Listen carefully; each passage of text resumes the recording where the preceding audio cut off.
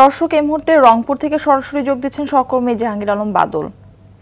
বাদল, জনজীবনে তীব্র গরমে এর কি প্রভাব পড়েছে জানাবেন বিস্তারিত।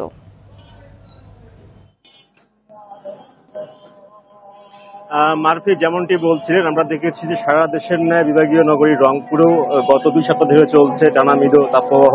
এর প্রভাব আসলে শুধু মানুষ নয়, প্রাণীকুল থেকে ফসল এমনকি আসলে মৌসুমী যে আপনার আম, লেচু, তার প্রভাব পড়েছে। আমরা ইতিমধ্যে লক্ষ্য করেছি যে আসলে এই প্রচন্ড তাপদাহ গরমের কারণে আমরা দেখেছি যে আসলে মানুষ অসুস্থ হয়ে পড়ছেন এবং অধিকাংশ মানুষ কিন্তু হাসপাতালে ভর্তি হচ্ছেন, বিশেষ করে হিট স্ট্রোকে। আমরা দেখেছি যে গত 3 দিনে রংপুর মেডিকেল হাসপাতালে প্রায় 30 জন ভর্তি হয়েছেন হিট স্ট্রোকে আক্রান্ত হয়ে। এর পাশাপাশি শিশুরাও কিন্তু ডায়রিয়া, জ্বর, নিউমোনিয়া সহ বিভিন্ন রোগে আক্রান্ত হচ্ছেন। এবং পাশাপাশি আমরা দেখেছি রংপুরে আসলে এই তাপদাহের কারণে নিম্ন আয়ের খেটে খাওয়া মানুষ তারা কিন্তু অনেকটাই বিড়ম্বনার মধ্যে পড়েছেন। বিশেষ করে যারা নিম্ন আয়ের খেটে খাওয়া মানুষ তারা কিন্তু এই গরমে কাজ করতে পারছেন না, অনেকেই পেটের দায়ে বাধ্য হয়ে কাজ করতে বেরিয়ে কিন্তু অসুস্থ হয়ে পড়ছেন।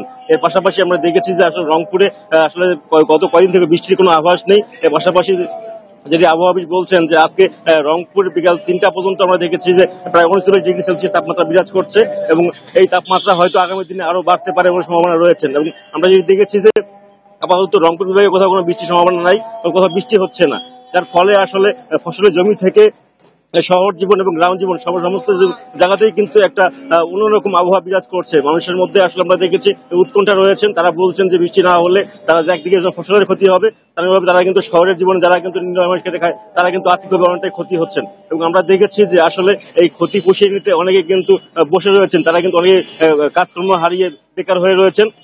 সব মিলিয়ে এই মুহূর্তে অনেকের আসলে সাহায্যের প্রয়োজন। যারা নিম্ন আয়ের মানুষ তারা বলছেন যে আসলে সরকারের পক্ষ থেকে তাদেরকে সহায়তার প্রয়োজন, তা না হলে হয়তো তারা হয়তো অনেকটাই কষ্টের মধ্যে দিন যাপন করতে বাধ্য হবেন। আমরা ইতিমধ্যে দেখেছি যে রংপুর গিয়ে এখন পর্যন্ত তাপমাত্রা বিরাজ করছে, এটি আসলে অনেকটাই ভয়াবহ রূপ নিচ্ছে এবং রংপুর বিভাগের 8 জেলাতে কিন্তু একই অবস্থা বিরাজ করছে। আপাতত মারফি এই ছিল আমার কাছে রংপুরের তাপদাহের সর্বশেষ খবর। অসংখ্য ধন্যবাদ আপনাকে।